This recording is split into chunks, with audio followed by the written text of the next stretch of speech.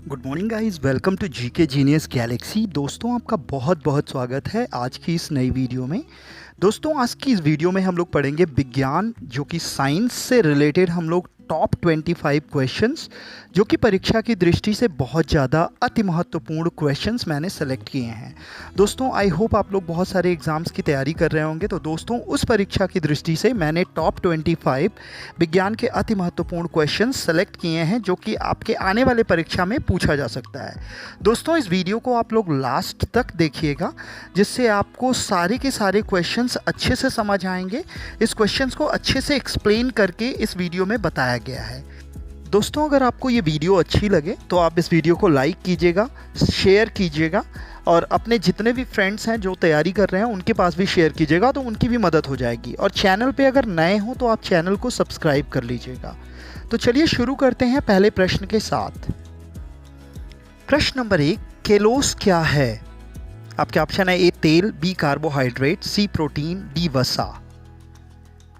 सही जवाब option B carbohydrate. प्रश्न नंबर 2, मनुष्य का तंत्रिका तंत्र कितने भागों में विभक्त होता है?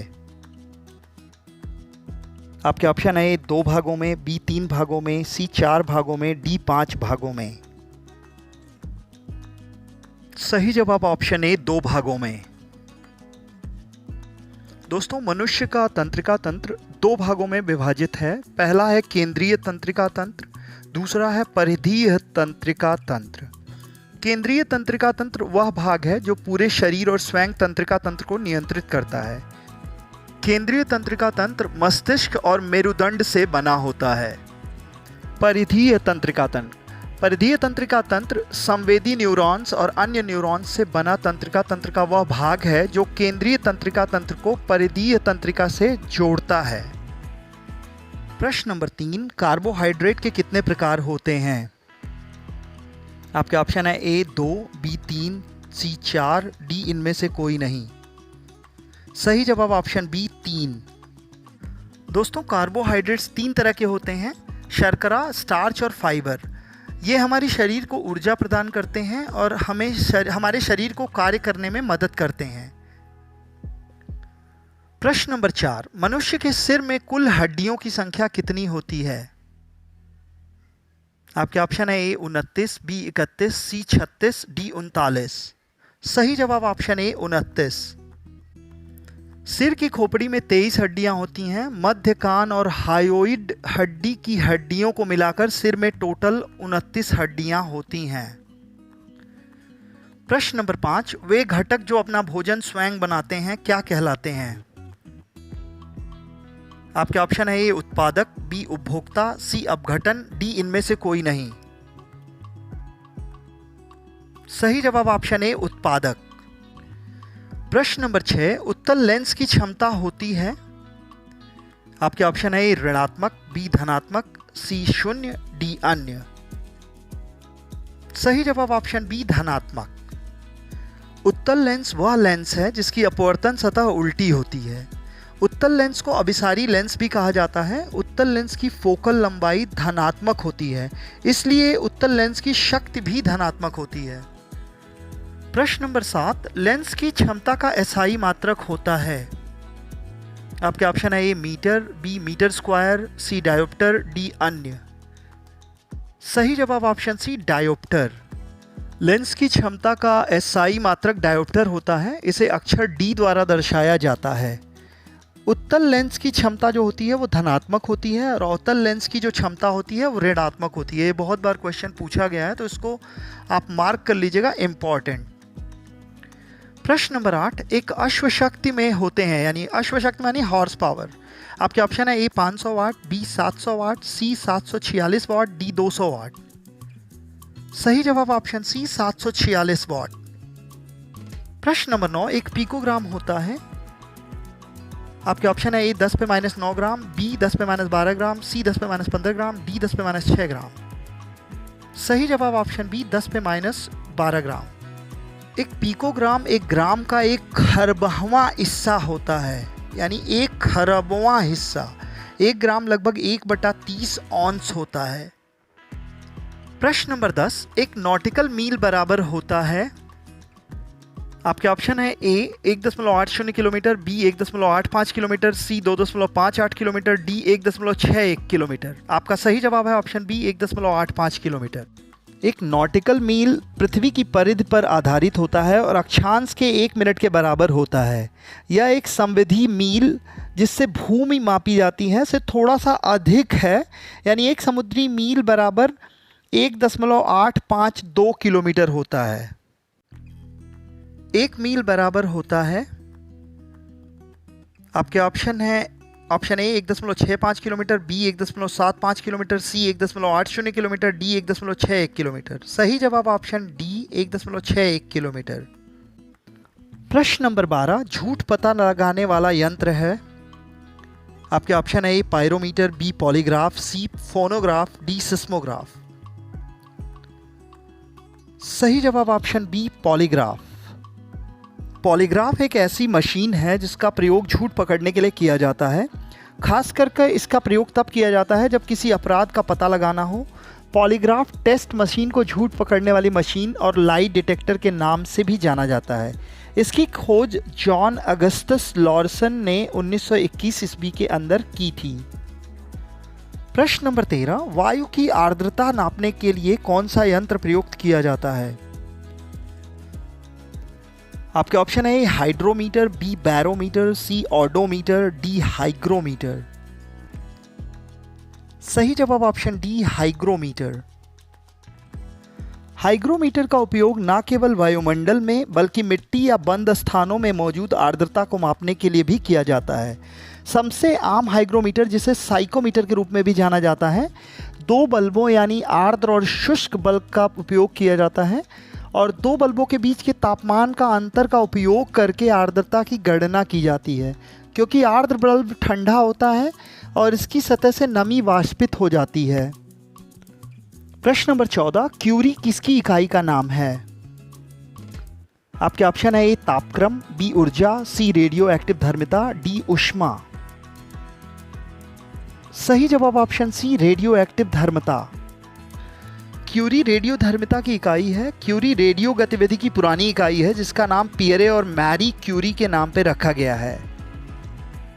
रेडियो धर्मिता की एसआई इकाई बैकरेल है और इसकी दूसरी इकाई जो है उसको हम क्यूरी कहते हैं, जिसको शॉर्ट में सीआई भी कहा जाता है। प्रश्न नंबर 15, परमाणु के नाभिक में होते हैं। आपके ऑप्शन है ए सिर्फ इलेक्ट्रॉन, बी न्यूट्रॉन वो इलेक्ट्रॉन, सी प्रोटॉन वो न्यूट्रॉन, डी सिर्फ इलेक्ट्रॉन। सही जवाब ऑप्शन सी प्रोटॉन और न्यूट्रॉन। परमाणु किसी भी यौगिक या अणु का सबसे छोटा कण या इकाई है। परमाणु इलेक्ट्रॉनों, प्रोटॉन और न्यूट्रॉन से बना होता है जिसे उपपरमाणविक कण कहा जाता है। परमाणु के केंद्र को नाभिक कहा जाता है। परमाणु के नाभिक में प्रोटॉन और न्यूट्रॉन होते हैं। परमाणु एवं इसकी संरचना की खोज वैज्ञानिक जॉन डाल्टन ने की है। सभी तत्व और सामग्री छोटे परमाणु कणों से बने होते हैं।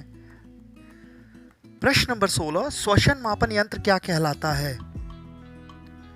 आपके ऑप्शन है ए ऑटोमीटर, बी रेस्पिरोमीटर, सी पोटोमीटर, डी हाइग्रोमीटर।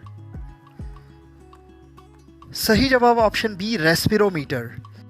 रेस्पिरोमीटर पौधों और जानवरों की श्वसन दर को मापता है। यह जीव द्वारा हवा की ग्रहण की गई और छोड़ी गई मात्रा को मापकर श्वसन दर का पता लगाता है। रेस्पिरोमीटर का प्रयोग स्पायरोमीटर नामक एक उपकरण के माध्यम से मानव फेफड़ों की श्वसन दर को नापने के लिए भी किया जाता है। मनुष्य लोहा किससे प्राप्त करता है? आपके ऑप्शन है ए दूध, बी मछली, सी पालक, डी पनीर।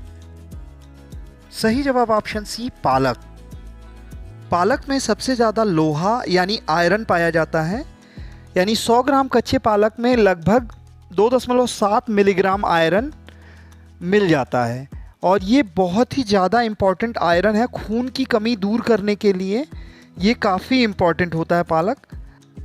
पालक में आयरन के अलावा vitamin C, vitamin E, potassium और मैग्नीशियम भी भरपूर मात्रा में होता है। प्रश्न नंबर 18, विटामिन का रासायनिक नाम क्या है? आपके ऑप्शन है ए टोकोफेरॉल, बी रेटिनॉल, सी रेबोफ्लेविन, डी इनमें से कोई नहीं। सही जवाब ऑप्शन ए टोकोफेरॉल। प्रश्न नंबर 19, किस तत्व की कमी के कारण घेघा रोग हो जाता है? आपके ऑप्शन है A nitrogen, B calcium, C iodine, D इनमें से कोई नहीं। सही जवाब ऑप्शन सी आयोडीन। घेंघा रोग एक न्यूनता रोग है जो हमारे भोजन में आयोडीन की कमी के कारण होता है। आयोडीन का सेवन आमतौर पर आहार में आयोडीन युक्त नमक के रूप में किया जाता है। घेंघा जो है थायराइड ग्रंथि का विस्तार है, जो कि आपका गला, जैसे आपने देखा होगा कि सूज के बड़ा बड़ा लटक जाता है, जिसे घेंघा भी कहते हैं। इसको हिंदी में गलकंड रोग भी कहते हैं। थायराइड ग्रंथि कंठ के ठीक नीचे गर्दन में तितली के आकार की एक छोटी ग्रंथि होती है। यह अंतःस्रावी ग्रंथि को बड़ा करने का कारण बनता है, जो सीधे स्राव में शामिल होता है, जिससे घेंघा होता है। प्रश्न नंबर 20, मीना माता रोग का कारण है? आपके ऑप्शन है ए जस्ता, बी सीसा, सी कैडमियम, डी पारा। सही जवाब ऑप्शन डी पारा। मीना माता रोग पहली बार 1956 में जापान में खोजा गया था। यह एक न्यूरोलॉजिकल सिंड्रोम है जो गंभीर पारा विषाक्तता के कारण होती है। मतलब इस रोग के होने का कारण है पारा। यह मिथाइल मरकरी विषाक्तता है जो उन मनुष्यों में होती है जिन्होंने अपशिष्ट जल में छोड़े गए मिथाइल मरकरी द्वारा दूषित मछली और घोंघा का सेवन किया है। उनको ये रोग हो जाता है। इनके लक्षण है जैसे गतिभंग, हाथों और पैरों में सुन्नता, मांसपेशियों की सामान्य कमजोरी, दृष्टि के क्षेत्र का संकुचित होना और सुनने व बोलने में नुकसान। प्रश्न नंबर 21, रेगिस्तान में पैदा होने वाले पौधे कहलाते हैं? आपके ऑप्शन है ए हाइड्रोफाइट्स, बी ज़ोरोफाइट्स, सी एपीफाइट्स, डी मेसोफाइट्स। सही जवाब ऑप्शन बी ज़ोरोफाइट्स। ये पौधे लंबे समय तक पानी रहित स्थान में रहने में सक्षम होते हैं। वे मोम युक्त पत्तों के लिए जाने जाते हैं जिनके सतहों में पानी का बहुत कम नुकसान होता है। प्रश्न नंबर 22, जेनेटिक्स में किसका अध्ययन किया जाता है? आपके ऑप्शन है ए कोशिका, बी मांसपेशियों का अध्ययन, सी निद्रा का अध्ययन, डी आनुवांशिकता एवं गुणसूत्र। सही जवाब ऑप्शन डी आनुवांशिकता एवं गुणसूत्र। जेनेटिक्स उस प्रकार का अध्ययन है जिसमें बताया जाता है कि जीन और गुण एक पीढ़ी से दूसरी पीढ़ी तक कैसे पहुंचते हैं। इसको हम आनुवांशिकी एवं गुणसूत्र के अध्ययन के रूप में भी जानते हैं। प्रश्न नंबर 23, पारिस्थितिक विज्ञान इकोलॉजी का किससे संबंध है?